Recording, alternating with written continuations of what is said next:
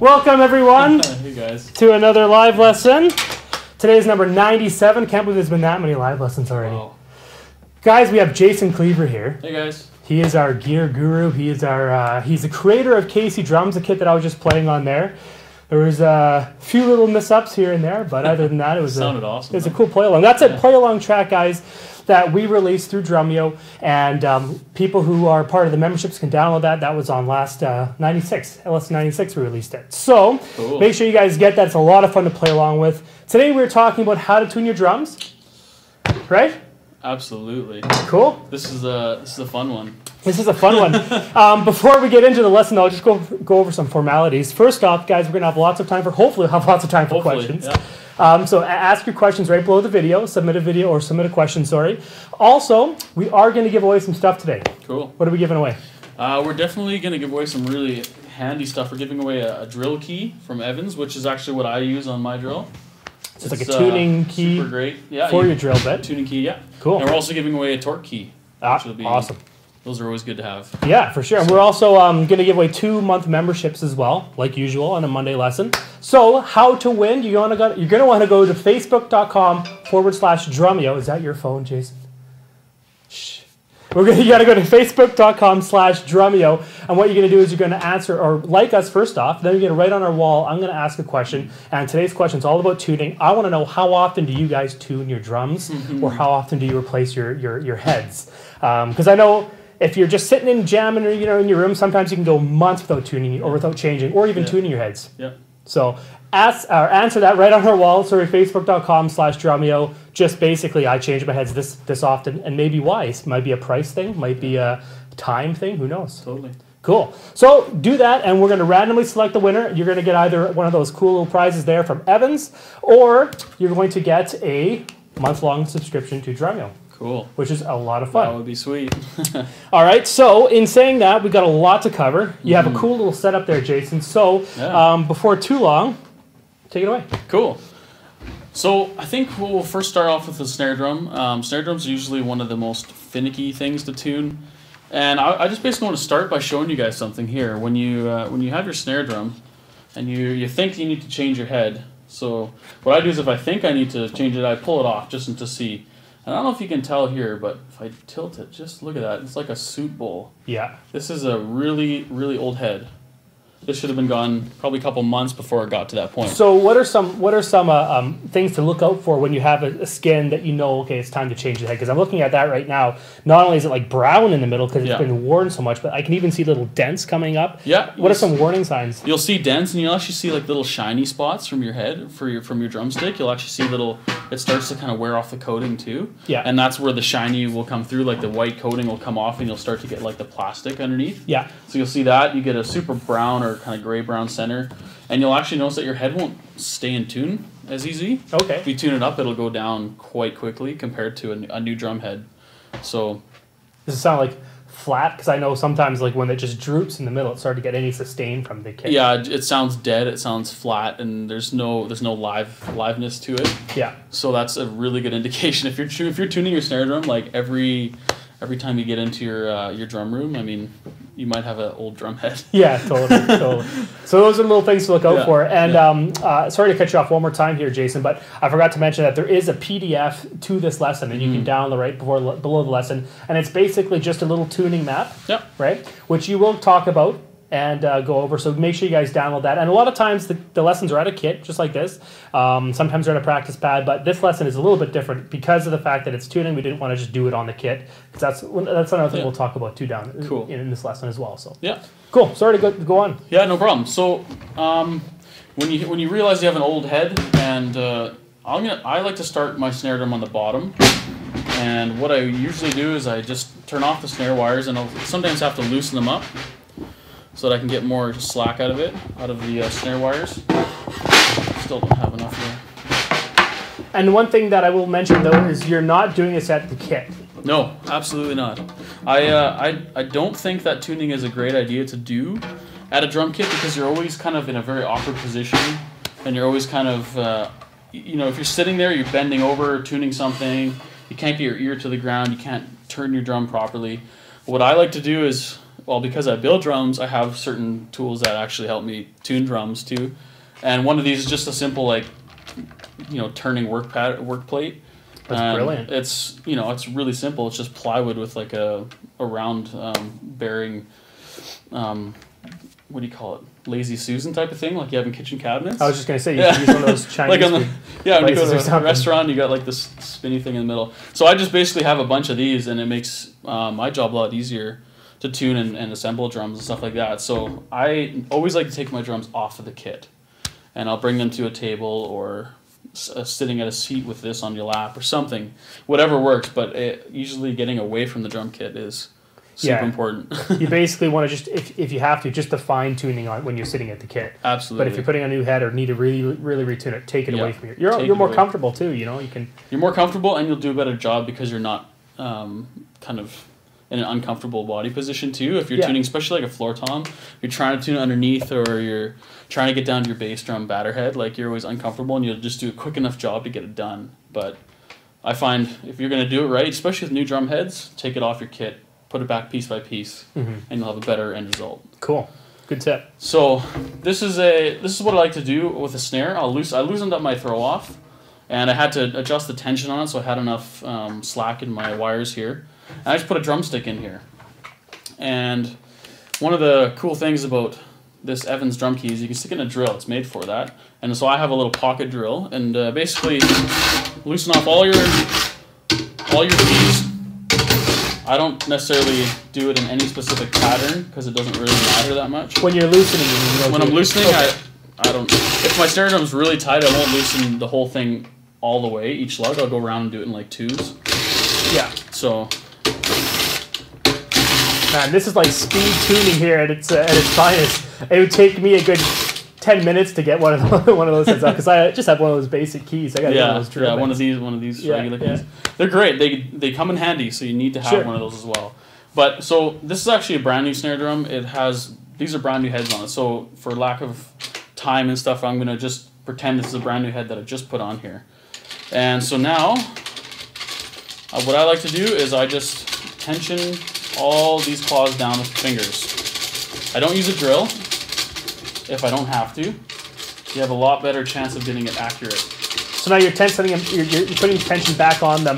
Basically, what you're talking about is how to tune the batter side right now, or sorry, the reso side. Yeah. Okay. Yeah. Gotcha. And if you were wanting to replace that head, you would have to take off the snare wires. You would have to just take off one end. Yeah, it's super. It's just like a key. There's a couple keys, and every snare throw off is a little bit different. But usually a couple of keys, and you can pull your wire back off. And sometimes I'll take like a little piece of tape or something and just mark it where the level is of my tension on my snare ribbon. And so what I do is when I get these all kind of, sometimes my fingers get in the way.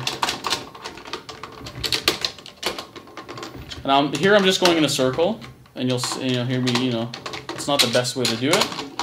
But actually at this point, it doesn't really matter. All I'm doing is I'm not actually tightening the snare. I'm just getting the threads down to where they touch the head.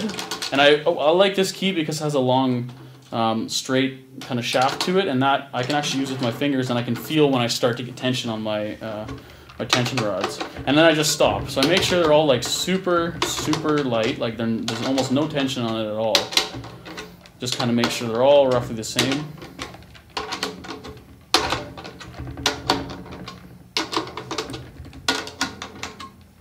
And here's a question from Captain Kickars in the chat. Okay. He said, just how often do you change your reso heads?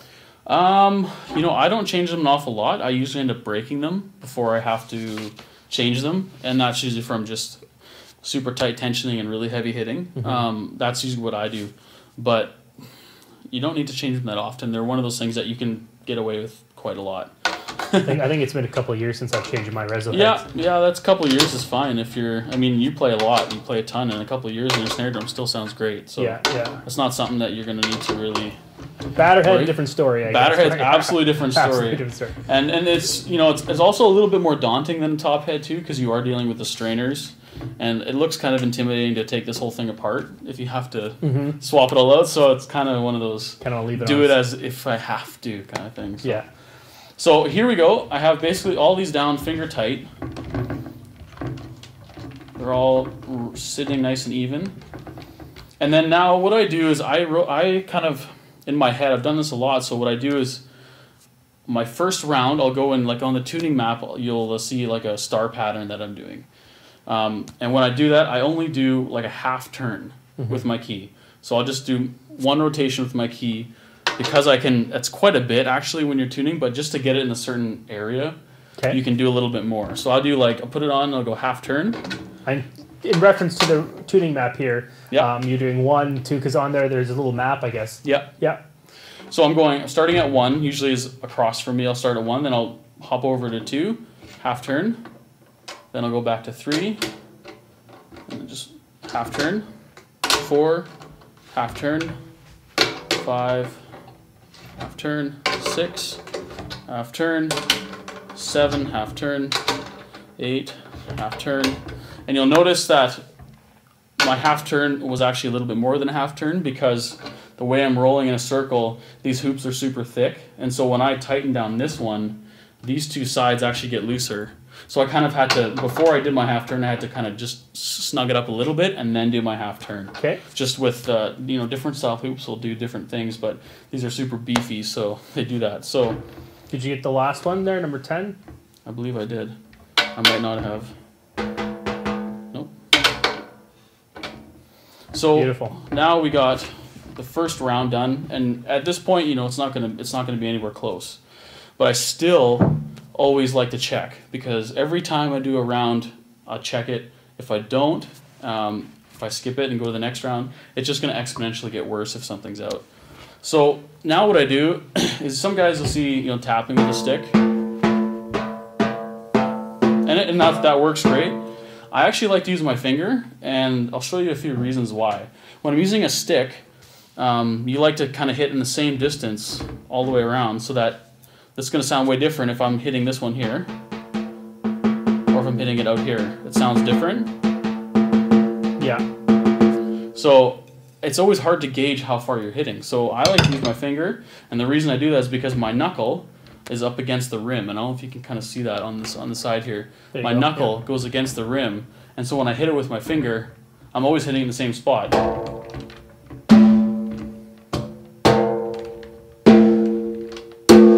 So don't worry about the blisters or the cuts that you'll get. You'll get calloused on your finger, but if you do it enough, it kind of gets.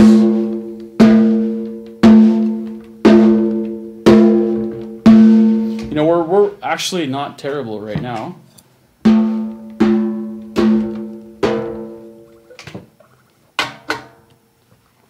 you just make micro adjusts. And I was bugging you before. That's only an 8-lug snare. It is. When I said, did you get the 10? This is an 8-lug snare. Yeah. I like them. They sound a bit more open sounding. Cool. But yeah, this is an 8-lug.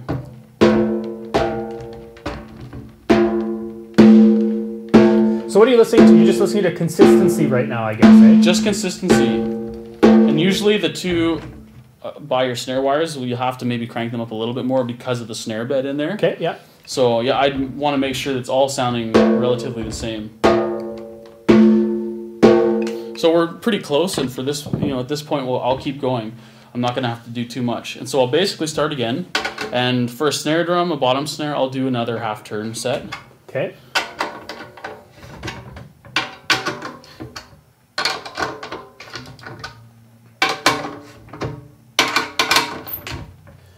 So what we got here, guys, is we're talking about tuning the snare drum right now. After, we're going to quickly go over a tom, and then right beside him, you can't really see it in the shot, but we got a bass drum. We're going to do the bass drum next as well.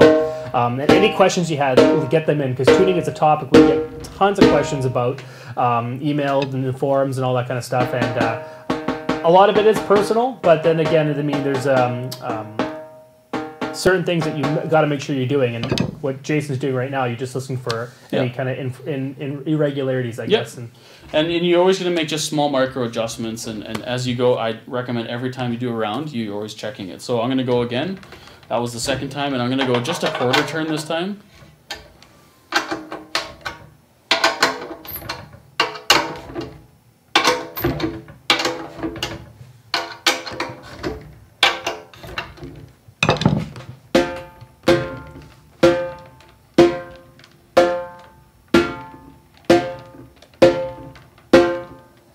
Sounds good.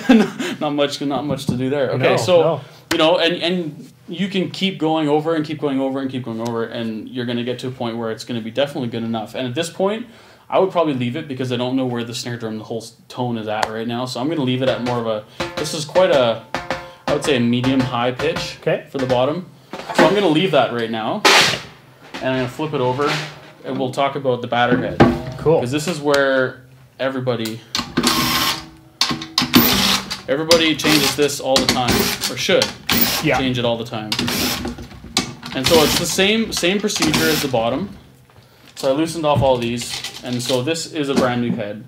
So I'm going to, you know, this is exactly what I would be starting with when I put it on. Sure, yeah.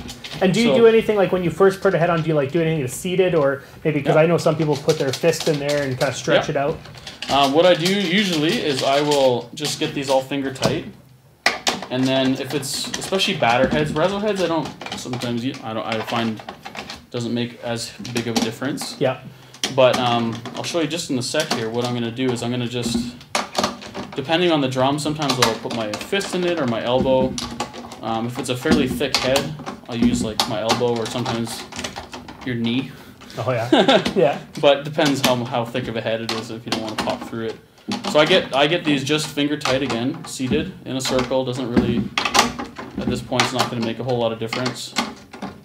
So it's kind of the way it is. And what I'll do is I'll just go something like this. Kind of like how a guitar player stretches the strings. Exactly. It's the exact same thing. It kind of gets it used to its environment here, and then it'll actually stay in tune nicer. So now that I did that, I'm going to go around and check and make sure, yeah, that one was a lot looser than this one. Still tight, a little bit loose. You can see where the head wants to stretch in different places. So I just said seat it all again. Then I put it back to 0, which for me, I usually put the front of my drum opposite of me. Okay. Start number 1, half turn.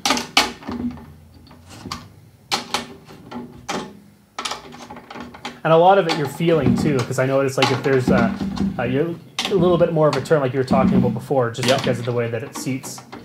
So the way that it seats, I usually try to turn it just a little extra because it often loosens itself as you go. Yeah. So I'm doing it also quickly here too. Sure, so we can get through all these things. Yeah, of course, yeah. So yeah, first round, tap it. It's still like it's way out because I stretched it pretty nice. There's a few that are.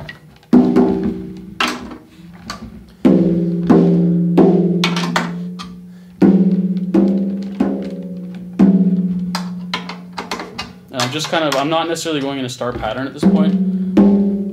Wow.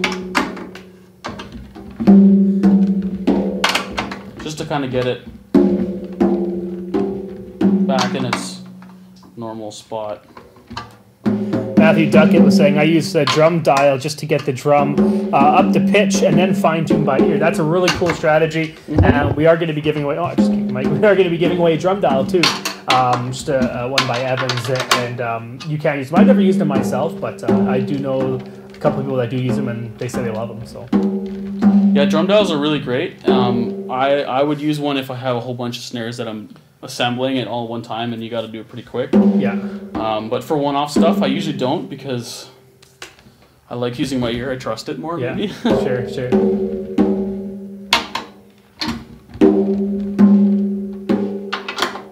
Definitely, this head is stretched now, nice and tight. So now I think I'm, relatively close at this point. I want to go for another round here at 1, 2, 3, 4, 5, 6, 7, 8. Same thing.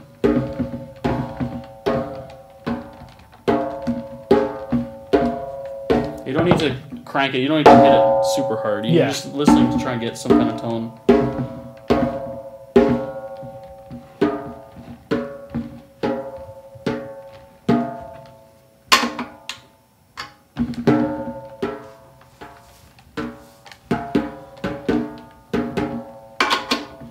This one's a question from Daniel Hallbrook. He says, sorry I wasn't able to watch it live, but I'll catch it in the archives. He says, his question is, does tuning on different types of wood change the characteristics of the sound qualities overall? Birch, maple, oak, stuff like that. Different woods are going to react to different tensions and stuff a little bit more, but your tone of your drum will probably stay in the same kind of family of sound. It just will alter the nuances to it, the thickness of the sound, the thuddiness or the kind of more fragile sounding. But you're still going to get the original sound of your drum. Cool. You know, putting different heads on it can make drums sound totally different, but they're still going to sound like that birch tom that you have. It's still going to sound exactly the same. Yeah. For the most part, you know, you're not going to get a carbon fiber sounding shell and then put a different head on it. You're not going to get, you know, a maple sounding shell. It's not going to be the same. So.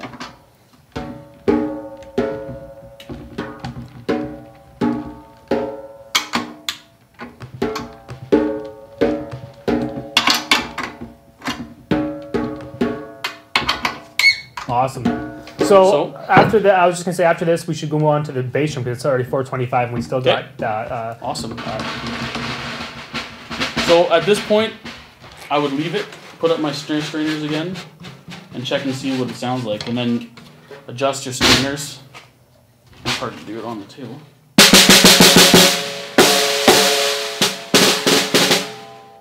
Sounds pretty nice. Got a good crack to it. It's in the tuning range where I want it, so I would actually be fairly comfortable with putting it on a kit and seeing what happens to it. Yeah. So again, we don't have this mic'd. It's just using the room mics in there, so you can get the full range of what we're doing here. Okay, before you do that bass drum, get it all into place. I'm going to give away some stuff. Cool. I'm going to give away that drum dial we're talking about. So I'm going to go to my Facebook page here, the Drumeo Facebook page, and I asked you guys, how often do you tune your drums or how often do you change your heads? And for me, I wish I changed my heads more often. It's a matter of getting the actual heads in there. And I tune my drums whenever I really notice them sounding like garbage. So let's see what you guys said. Give me one sec here. Okay, so the first person to win. Okay, here we go. First person to win is Marcos Sierra. Marcos Sierra says this lesson was very important because tune is very important for drummers, and I have no doubt how to tune. This video is going to be great for me. Thanks. You didn't really answer the question, but that's okay because you did a post about tuning. So you're going to get a drum dial. Marcus Sierra, I'm going to like your post here and email me, dave@drumeo.com. Dave@drumeo.com, and I'll send you one of those. Okay, now we're going to give away the drill bit. It might sound silly, but you saw how fast you took off that head. Oh man, it's crazy. It's the best tool I ever had. Yeah, it's so good. When I tune, I usually take all my drums and I sit down in front of the TV and I kind of just relax and takes an evening to do. Yeah. But if I'm in a rush, I got to get one of those dials. It's handy, man. It's the best. Okay, here we go. This one's going to go to Jimmy Smith.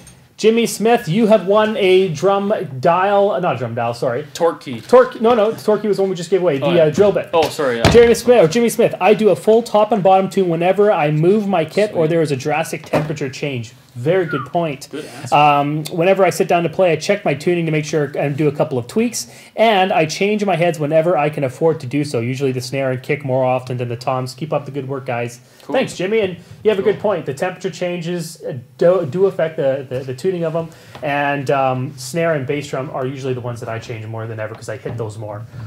So cool. Email me, dave@drumeo.com. You got yourself a drill bit. Hopefully you have a drill to use it with because they're awesome. All right, so now we're talking about bass drum. Cool. So right now I got this old drum head off, and I'm just gonna throw that down. And usually wipe off the dust. You can see all the dust flying here. That's a good. These things take all the felt, the dust from your felt beaters and everything. Take a rag or whatever. So you clean this off a little bit, just because. Kind of get if there's sometimes little fuzzes get inside your edges. Just check them over with your hand. So what I'm going to do is right here we got a Evans EMAD 2. Brand new. Brand new out of the box. Beautiful. So nice. I take the foam rings out because I don't want any kind of muffling on my drum before I tune it. I don't like the way that affects the tuning. So I'll just line it up. Usually put the logo right to the top. That's very important. Very important. Very important. They want you to use their logo at the top. That's great. And with these tension rods actually have a quick key, which I'm not the biggest fan of. I find it faster to use a drill. Of course. So for this demonstration, I have to use my fingers here on these. So wow. I'm not actually tightening these up. I'm just getting them started. While you're doing that, I'm going to answer some questions. Toolbox asks, hey, I have a few questions. Hope you can answer them. Cool. Hey, Toolbox. He says, number one, how important are the reso heads? Reso heads are actually extremely important. They will dictate more the shape of the sound that's coming off your drum, and it'll give it more sustain. And you can actually you can alter the sustain big time with a reso head. And a lot of guys say, "Oh, I hate tuning those things. I just pulled them off." I go, "Man, your drums are not going to sound the same." Yeah, totally. They're going to sound so different, and that's cool too, whatever works for you, but I would definitely suggest using them, and they're extremely important. Yeah. He also says, a few days before I changed my reso head and my snare drum, I also changed the plastic wraps that hold the snare wires in place. He changed it from an elastic band, and he thinks it sounds even better. Now, I don't know what you mean by elastic band, but I guess, does that even matter what kind of material you have that holding your snare wires? On some forums, yes. Some forums, no. Okay. We all know the forum thing. The safe answer. The safe answer is probably not. Probably not going to change a whole lot. And it could be the fact that you just put a new drum head on, too, with it. Mm-hmm. That makes it sound better. Yeah, of course. But, yeah, there's arguments for and against. I would generally say it doesn't make a whole lot of difference. But that's just me and what I found. I just reloaded the web, or the inbox here with all the questions. There's a lot of questions, so hopefully we'll get to all of them. Hopefully we'll get to But this. It is a Monday lesson, so we got a lot of stuff planned. Here we go. So all right. Basically, got this drum head on. You can see here it's a little wrinkly. Tons of wrinkles in it. Super loose. Got it all finger tight. And one thing I like about the turning thing is I can actually get down here and tune this a lot easier. And I actually like to use a mallet because I can actually get tone out of it. I can actually get tone versus this. Yeah. Just all you hear is smacking, and here I can get rumble. Now this head is super loose right now, so I mean I'm gonna have to do the mixture of a key and the fingers here. Gonna have to go in the same star pattern. Perfect. I hate that when I do that with the different keys like that. Now this one is how many? It's a 10 lug. This is a 10 lug. 10 lug. Most bass drums are going to be a 10 lug. Yeah. Okay, so I have some kind of tone here now, and it's kind of waffly at this point. I can see I still have a few wrinkles right here, so I'm just going to give it a little bit. That one feels pretty tight, so I'm going to give just a few little additional torques here, just so I can get the wrinkles out of it. Now I will also mention that you're not tuning this with any muffling in the head, right? You took all the muffling out. This drum is empty with no muffling on any head. Do you recommend that for bass drum tuning? Absolutely. I find that it alters the sound, and it alters sometimes if the blanket's touching at the bottom. Those bottom keys that you're tuning are going to sound way different, yeah. So you can't get accurate. Yeah. So it's very tough. So it's kind of roughly where I want it to go. Now, it's a brand new head, so I would give it some pushing. Yeah. You can put it down on the floor. You can do whatever. So I just lay my fist into it for a little while. And bass drums, especially, what I like to do is tune them super high. Super high, okay. Like I would say like even 3 or 4 rounds higher than you normally would, and I would leave it I like to leave it overnight, and it actually helps stretch the head. And I find bass drums definitely stay in tune longer that way. But for this, we don't have time to do that, so what we're going to do is skip that step. And then once you do that, you raise it all the way up. Don't just bring it down to the tone you want. Bring it right back down to 0, to finger tight, and then start again. I see.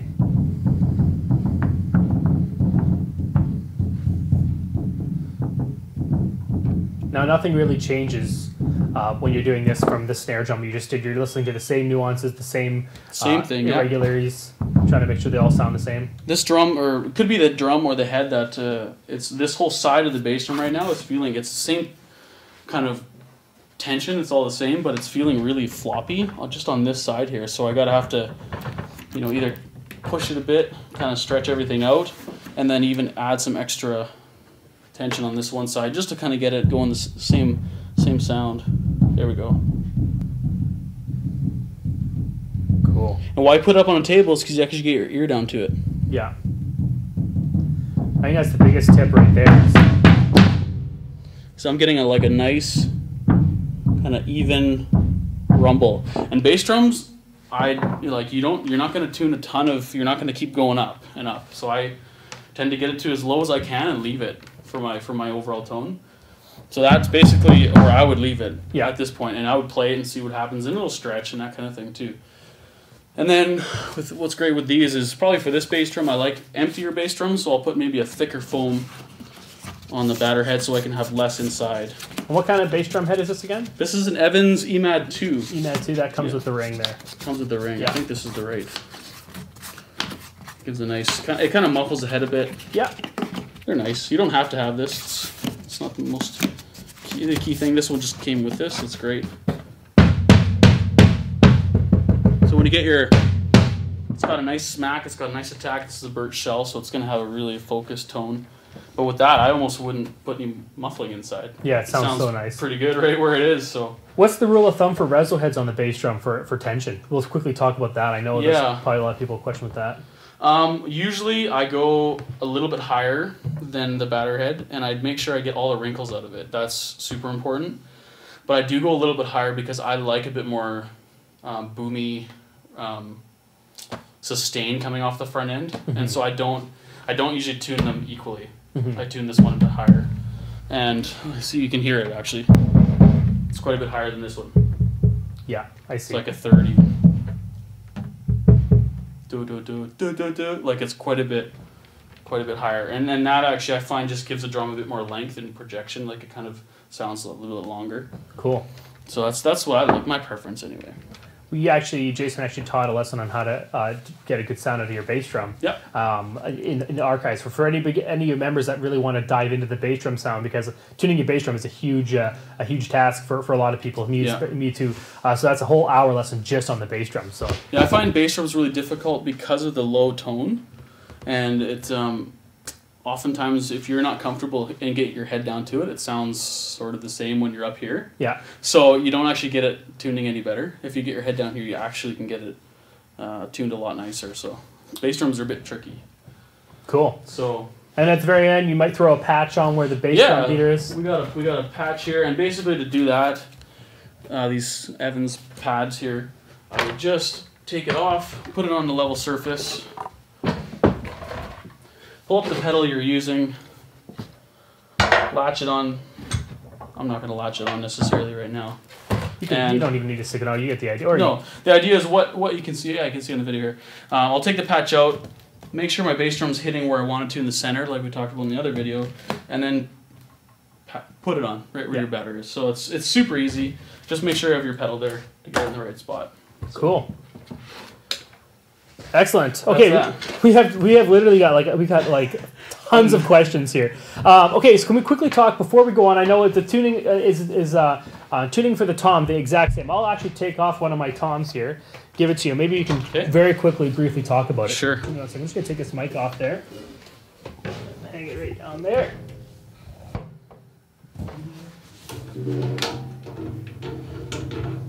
All right, there you go. This is a Casey drum. Beautiful. This is Babingo. This is it looks pretty good. Daniel J. Jones says, awesome. Casey drums never need tuning, right? You know what? They need a lot less tuning. No. Yeah, it's good to tune any drum. Absolutely. Okay, so while you're taking that off and going through this emotions again, I'm going to ask another question. Okay, this one here is from... sec here. Mikey Mayhem, he says, when I first began playing the drums, I had a great deal of difficulty tuning my drums. A guy at the local guitar shop told me I should tune them melodically, insert the note values, I don't remember which ones, but my drums will sync up better with other musicians. Was he messing me around or what? Let's just say he might have been more of a fanatic. Maybe that's weird. I get that question all the time, and like tuning to a certain tuning to a note, like tuning your drums to notes and tuning the top pitch and the bottom pitch at a certain note and stuff like that. And it's great if you want to go for it and you want to take the 8 hours of extra time that might take to get your drum sounding that way for for the short amount of time that it might actually stay there. Mm-hmm. It's a lot of work for maybe not much of a better result, in my opinion. If you get a good ear and you tune enough, you'll know the sweet spots of your drums with certain heads, and you won't need a pitch to tune it to. Yeah. That's a tough one. It's tough. It's personal preference, and if a guy wants to spend the time to do that, go right ahead. But like a lot of guys like me and for me, I'd rather play my drums. Than spend the day tuning them.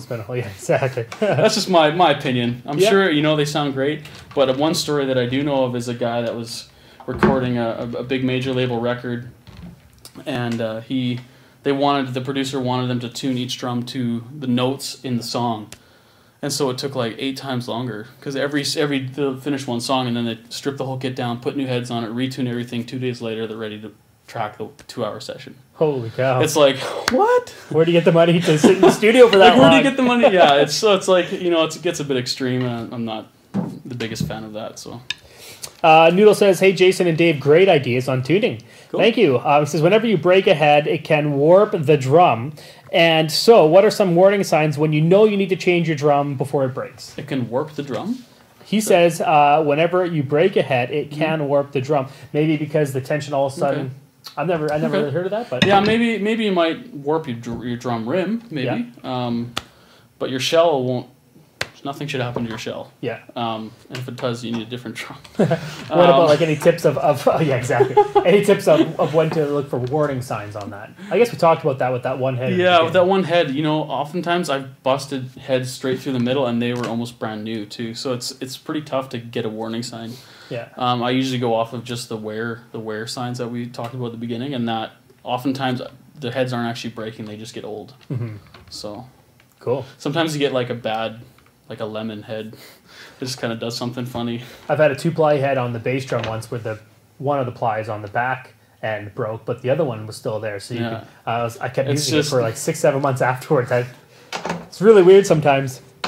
Okay, so now you're tuning the tom the exact same method using, that's an 8-inch. This is a 10. Not an 8 lug. Yeah, so I kind of got them all they're feeling pretty close here to finger tight. This one's a little off. So start again, same start pattern, half turn.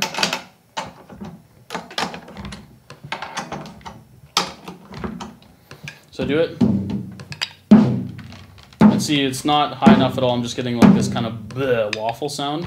So I'm going to go up maybe just a quarter turn. Just to see if I can get some tone to start tuning with.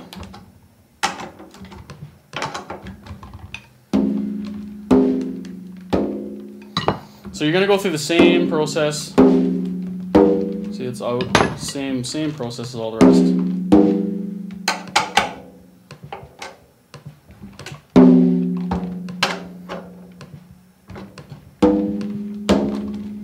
I know this is so exciting to watch me tap on a drum for a long time, but basically you're going to do the same thing. And now, if you get the top where you want it and you are changing your bottom, do the exact same process. I just usually tune my batters a little bit higher than the tops, and that basically gives the drum a bit of a falling sound, like the tone actually kind of drops off at the end. Mm-hmm. If you go even, it sounds good, but it sounds more of like a straight line pitch, and it'll just kind of get quieter and quieter, whereas I like the sound to kind of dive off. Mm-hmm. So that's why I go a bit higher on the bottoms. Excellent. So it's the exact same thing, start pattern, same deal. Stretch your heads when they're new. Same principles. Excellent. keep that there just in case you have some questions regarding tuning that you can answer on that. Cool. And I'll say one more thing. You did have an alternate pattern on the tuning map. Absolutely. The alternate pattern works on 10 lugs, which is most snare drums and bass drums. And basically it's like top, bottom, over to the left 2, opposite, over to the left 2, opposite. And yeah, I don't usually do that because it's faster for me, just the way I've learned to tune and gotten quick at it and accurate at it is just going in the straight pattern and not having to change my my tuning pattern with different lug drums. But that's actually a good pattern that a lot of guys use, and they say that it actually you actually get a little bit more accurate quickly because they're not going next to each other. You're kind of spacing them out more evenly. But that's a great pattern if you want to learn that for your snare drum, your bass drum. It's really handy too. Now, a lot of people right now in the chat, like, did he say tune the reso head higher for the toms? Can you tune it lower? What's the difference between those two? You can tune it lower, but you kind of get this like waffly sound underneath, and you'll get kind of maybe sometimes a little like a wiggle in the sound. You'll kind of you'll kind of get a weird kind of like an interruption in pitch, kind of. So I usually don't tune them low and lower than the tops, but I usually go at least a little bit higher. Yeah. Cool. So, all right. So before I get to we'll do the last 2 giveaways for the Drumeo membership. So stick around. Cool. And in case you guys are just joining us now, I am still going to give away 2 monthly memberships for Drumeo. And all you need to do is go to facebook.com/Drumeo and tell us, first off, like our page first off, and then tell us how often do you tune your heads or how often do you change your skins on your kit. Okay, so that was quite a quick little demonstration there. Yeah. Let's get to some questions because we got a lot of questions regarding tuning. I'm gonna just start right from the top. We can be here. We can be here all evening. Okay, this one's from Robbie Carden. He says, "I have a Tay Gold kit. Drum set. It's a very small drum kit. Is there any tips you can give me for to make it tune in a lower key? Maybe suggest maybe a suggestion of drum head for small toms. He's got 12x6, 10x5.5, and 8x5. So you want the drums to sound lower pitched. Yeah. With a kit like that, I would probably go with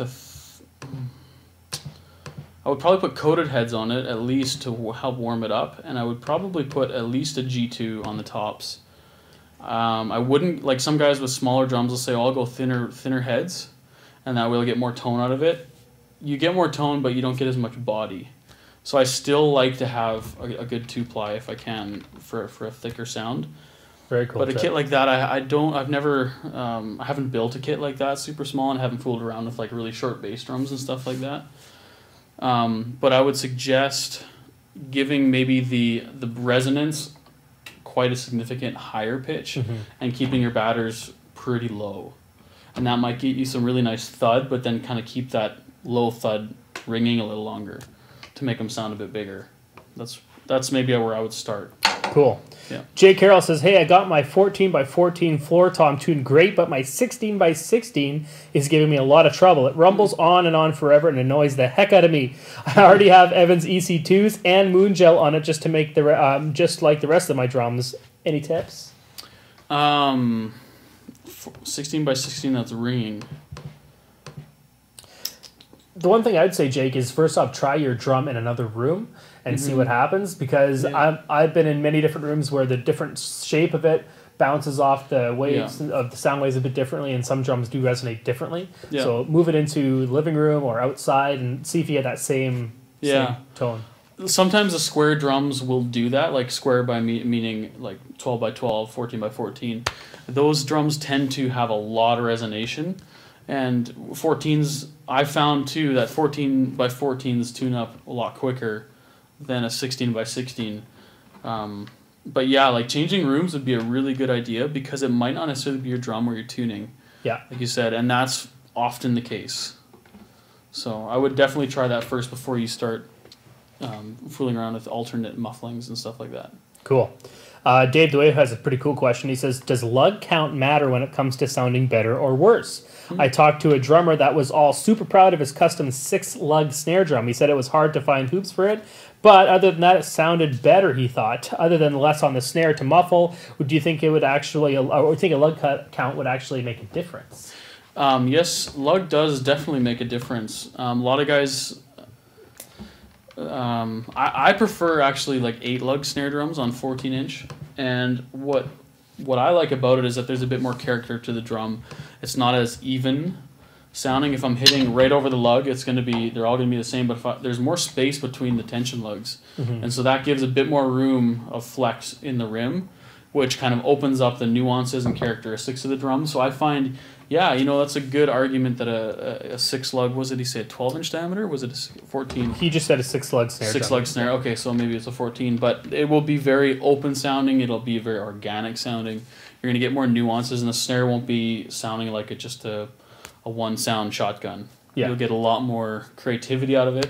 Cool. So, See, I didn't even know that. That's cool. Good little so tip. that definitely does make a big difference. Okay, he says, William Young, for those of us who get relegated to a cold garage,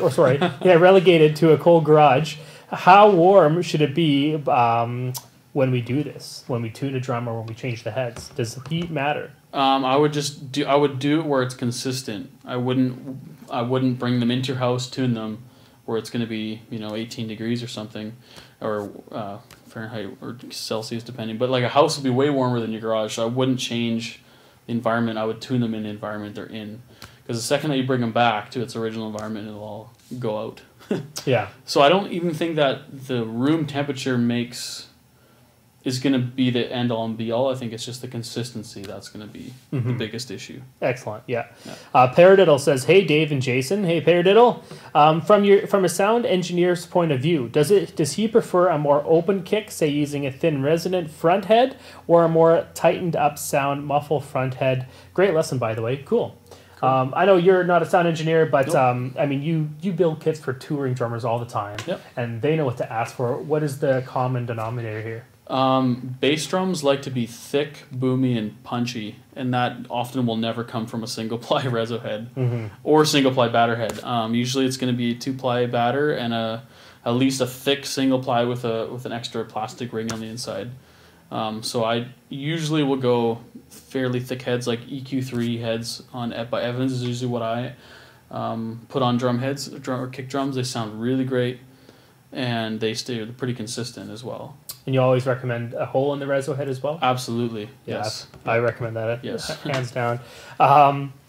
Okay, next question here. It's a quick one from Noodle. It says, "Hey Jason, can you give a very quick, because it's 10-2, very quick description of what each type of wood gives in terms of sound? Maybe the top 3. Oh, man. I know. It's quick. A question we get all the time. Very quick.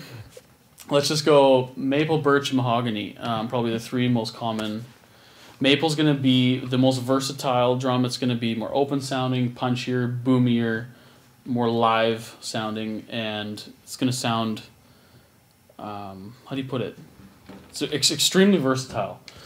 Birch is going to be a bit more focused. Sustain is going to be a little bit shorter. It's going to be a bit thuddier. It's not as higher pitched. You're not going to get as higher overtones out of it. It's going to be more of an EQ'd sounding drum. And then going to mahogany is just like a really warm, vintagey, classic, like makes your heart warm. When you hit it, like when you hit them, they're super low end. They got really low tone, and they mix really well in kind of lower volume settings. Yeah. Cool.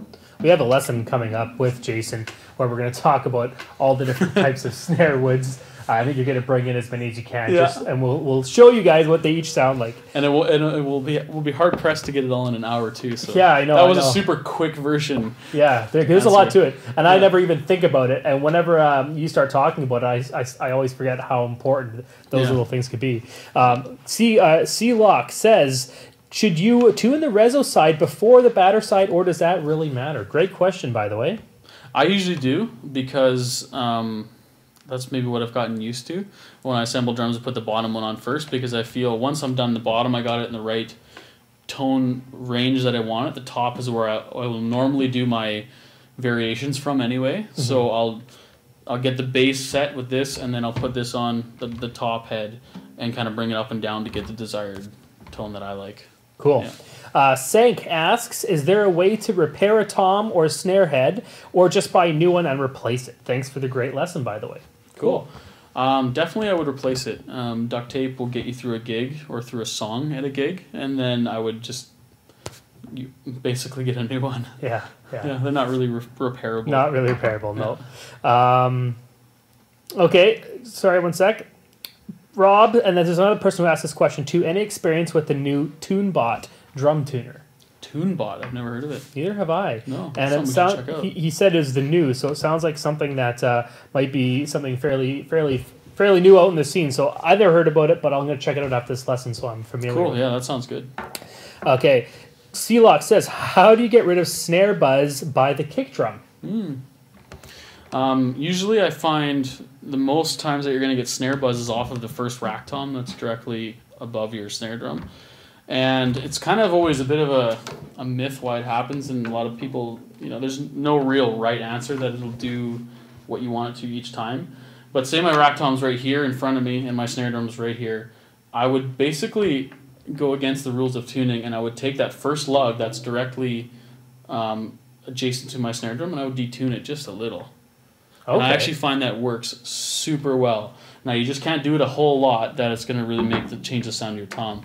And it goes against everything we're talking about, but it's one of those like weird things that actually works, and there's no real reason that I can explain why it works. Weird. But it actually, lots of different settings, and I've chat with lots of guys who play in arenas, and they'll go to theaters, and then they'll go to, and it's always different, but that one trick always still kind of holds true. Very cool. So you should try it and see if it works for you. Yeah, totally. Yeah. Colin Olson, these are all such great questions, guys, by the way. Colin Olson says, does lubricating your lugs during tuning help tuning and make it easier? I was rumored that this was the case. I actually don't put any lube in any of my lugs. If you have a good quality drum with good quality parts, you won't necessarily have to do that.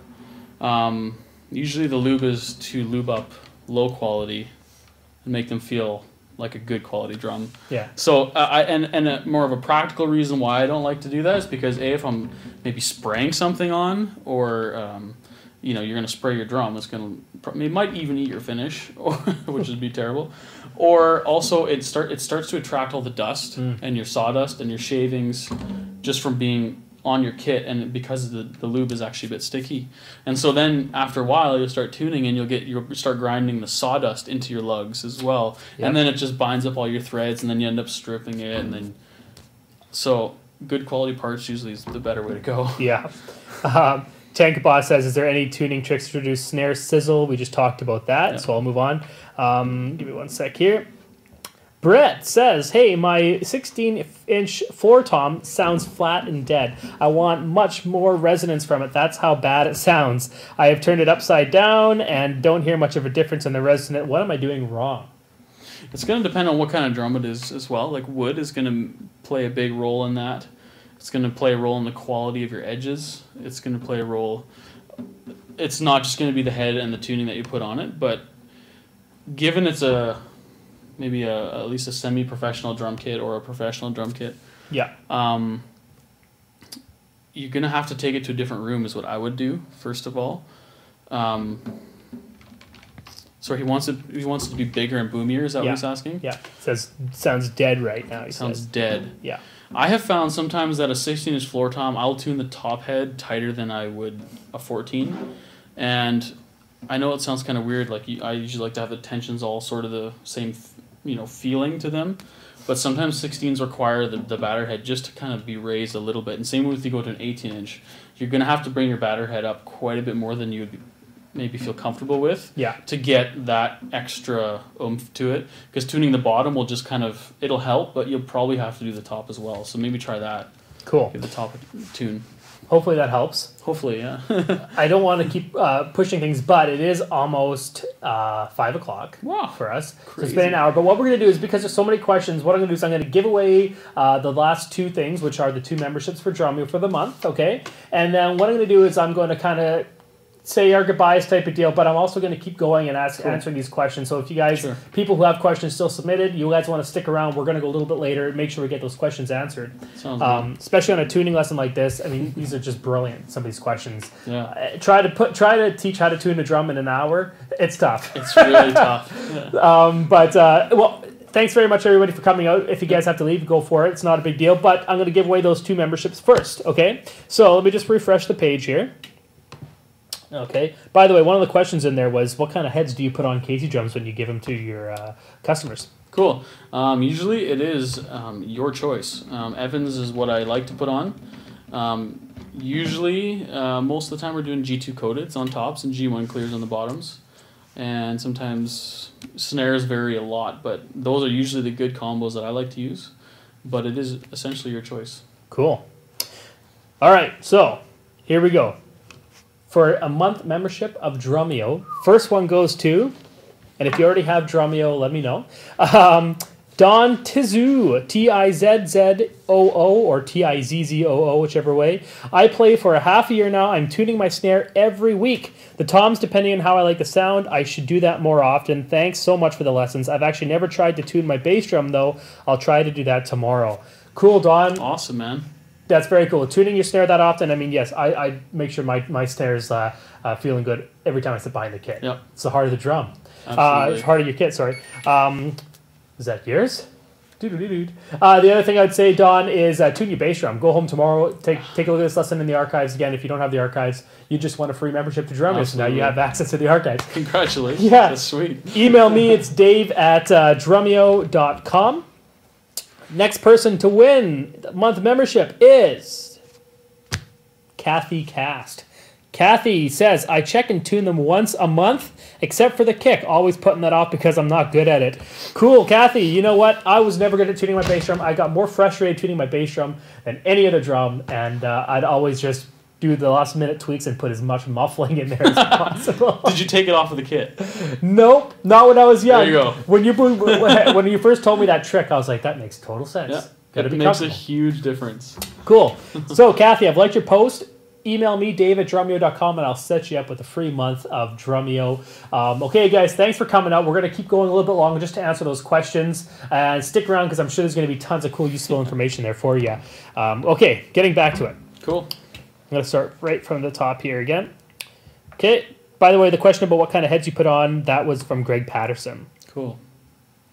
All right. Mikey Mayhem says, when I first began the drums, I had a great deal of difficulty tuning. Sorry, we actually already answered that one. Okay, sorry. Okay, that one we've already answered. Rhythm 45 says, I know some people say when tuning the snare drum and the resonant head, they suggest loosening or sometimes tightening around the snare bed to help reduce buzz from the other instruments. What do you guys suggest? Usually I would end up tuning them a little bit higher. That's my preference, to make the snare drum sound a little bit better and get rid of some of the buzz. I find going down sounds not so great.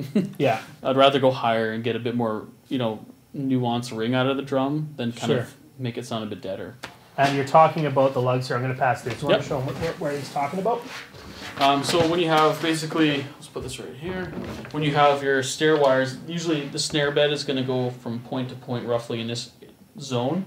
So these two lugs, these four was what I would actually tune a little bit higher. If you can see those, on the camera there, yeah. I would actually tune these a little bit higher because the shell actually dips down a little bit. And so you need to tighten the head up there a little bit more. So those would be the 4 points that I would actually raise up a little bit more if I needed to. Cool. So, very cool point. Okay, this one here is from Drumjack. He says, Drumjack52 says, what about using any mechanical or electronic aid for tuning? Any thoughts on this? Drum dial's a mechanical aid. Your drill bit's a mechanical aid. Yeah. I don't know about electronic aid. I guess a tune bot might be one of those. Maybe, yeah. I should check out what that is, actually. The one thing I'll say, yeah, exactly. So should I. The one thing I'll say about using all these aids, they're great and they help out for speed and all that. But like Jason was saying, nothing really does beat your ear, and you want to be able to tune your own drums by your own ear because you never get you'll get to a gig when you need to tune a kit that it's not yours. You don't have that device with you. Yeah. You want to be able to do that on the fly, right? Yeah. Okay. Rhythm 45 says, I'm old school in seating up a new head. Crank it up, let it crack out overnight, and then retune in the morning. I know new school thought, put the head on and push down with your hands. Personally, I feel that puts an uneven pressure on the head, which might cause premature wear out. What do you think about that? I agree with the old school way too, man. If you got the time, you're going to get a better result for sure. But if you're pushing down, just make sure you got it in the center, and then you shouldn't really have uneven weight. Like if you're pushing right down on the outside, yeah, of course. But definitely, if you got to go that route, which is totally okay, I have never had drum heads break sooner than doing it the other way. Just make sure you're pushing in the center. Don't go putting your elbow into the edge, or then you'll get uneven wear on your head. Now, when you're talking about cranking it really tight, is there any part where it's too tight where you're going to maybe warp the rim? Warp the rim.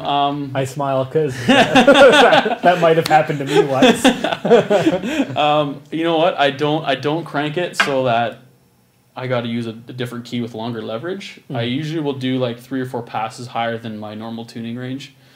And on a snare drum, you can go quite a bit more. On a tom, you can go higher, but it's the way I kind of do it is if it sounds like a really high pitched jazz tom, then I've got it pretty good. Then I'll leave it at that. Cool. I'm not gonna tune it so it's choked and doesn't sound like anything. Yeah. JB3 says, "Hey Dave, I sent you a question about tension rods. Was it too early?" JB3, I don't think I got it, unfortunately. So please submit it again if you're still here watching. Paradiddle just sent me the link for TuneBot. Thank you, Paradiddle. I'm gonna go check that out. Sweet. And maybe I might get one if it's Send that to me too. I'd love to see that. Yeah, we'll do. I think just to give it a little bit of a plug, it's tune-bot.com. Cool. Hopefully it's good now. John J. Dubs Weiss says, "Hey John," he says, "Hey, what are some tips to make a lower quality wood sound like a higher quality wood? Is there any tuning things you can do with that, or I mean, it's kind of get what you pay for type of deal?" You get what you pay for, but thicker drum heads. Yeah. Pinstripes or EC2s, something thick. Yeah. Onyx. Hydraulics. Yeah. Mask it a bit. That will definitely help mask the lower quality wood. Yeah, for sure. Yes. T-Crush says the snare vibe come from frequency stacking. Thus, by detuning part of the drum that affects it, reduces that. I think he's talking about what we were discussing before about the snare buzz. Yeah. And detuning that one lug, which you talked about, does work. Yeah. Okay, Dave M. Now, I'm not sure about what even this is, so I'll just let you, maybe you've heard about it. Any value to rubbing saddle soap on the rims? Saddle soap on the rims. Well, that's just going to basically keep the rims from not catching. It's going to help the rim not kind of get friction with the actual drumhead rim. You know what? That sounds like a mess to me. Yeah.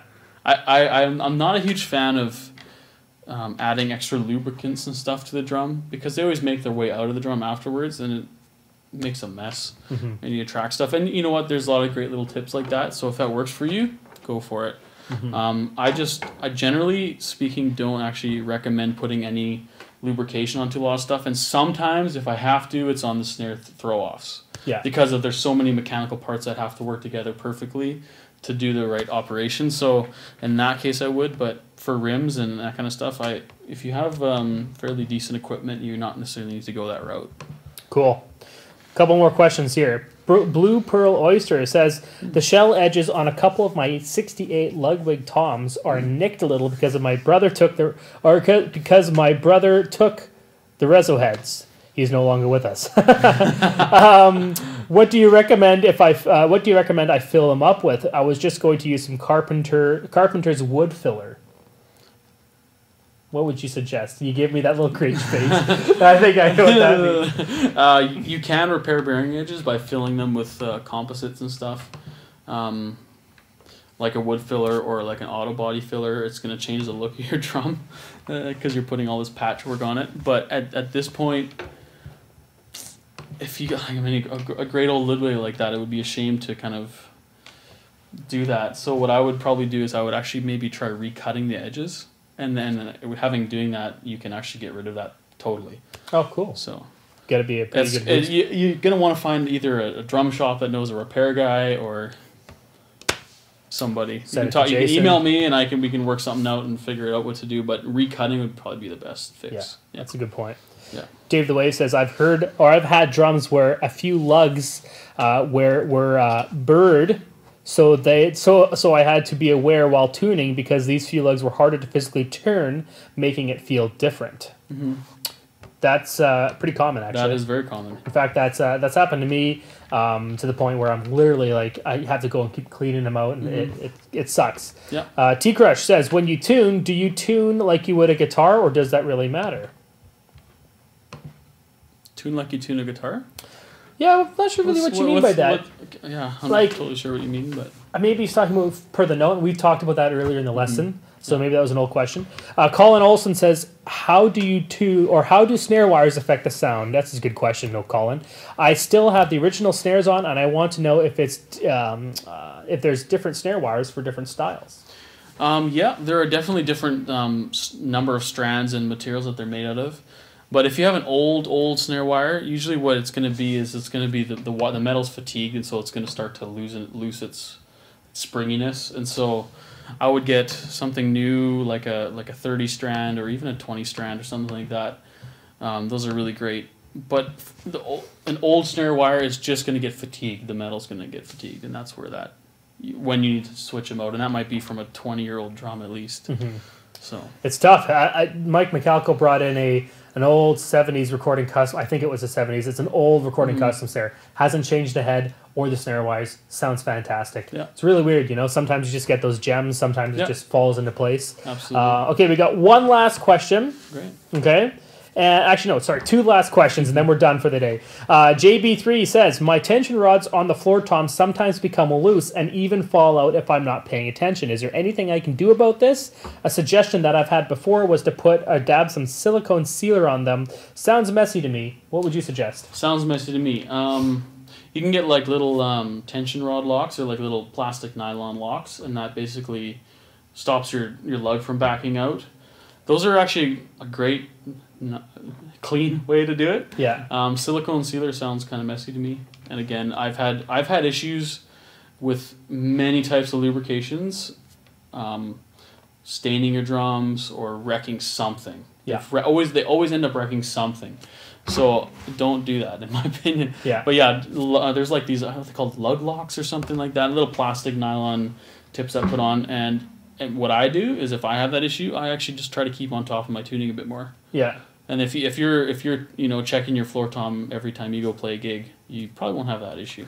Can you get lug locks at your local music store? Like if this is maybe Gibraltar, sell a bag of them, or I think so. I think they come in like little packs, and you most likely at a bigger music outlet you'll get them. Okay, because that's very, very important. I know I've had a kit where there was nothing on there, and it was just the tension rod and the rim. And then when you do rim shots and stuff, you're actually moving your rim a little bit, and it's going to slowly loosen them. Yeah, makes sense. Yeah. Very good question, JB3. Glad we got to it. Last question of the day. Sorry, guys, I know we missed one or two in there, but Monday lessons we usually don't even get a chance to get to most of the questions.